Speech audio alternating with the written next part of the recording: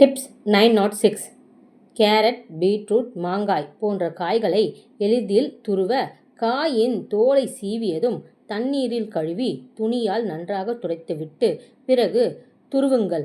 கையிலிருந்து வழுக்காமல் இருக்கும், கொழகொழப்பு இல்லாமலும் சுலபமாகவும் துருவ முடியும். டிப்ஸ் 907.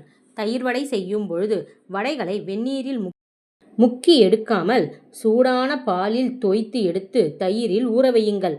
வடை ருசி மாறாமல் புளிப்பு வாடையும் வராமல் நீண்ட நேரம் நன்றாக இருக்கும். டிப்ஸ் 908.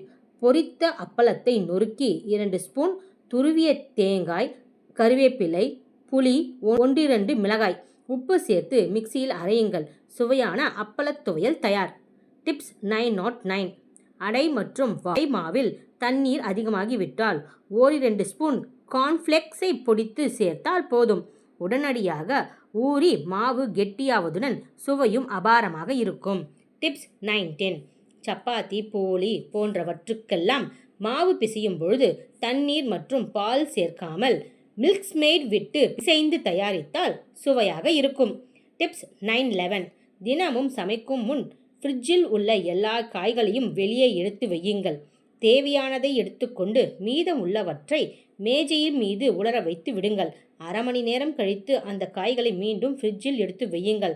இதனால் காய்கள் அழுகாமலும் நாள்பட இருக்கும்.